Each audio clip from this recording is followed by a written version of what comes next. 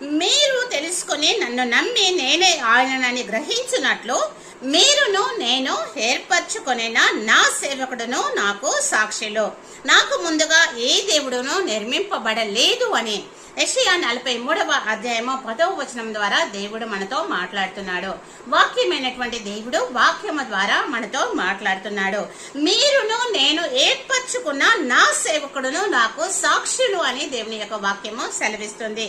మీరు తెలుసుకొని నన్ను నమ్మి నేనే ఆయనను గ్రహించినట్లు, దేవుణ్ణి గ్రహించినట్లుగా, దేవుడు నేనే ఆయననని మీరు గ్రహించినట్లుగా మీరును నేను ఏర్పరచుకున్నటువంటి నా సేవకులు సాక్షులై ఉన్నారంటున్నాడు దేవుడు.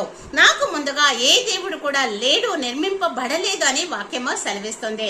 కనుక దేవుణ్ణి ఎందు మాత్రమే విశ్వసించి ఈ లోకంలో మనము జీవించాలి. ఆమేన్.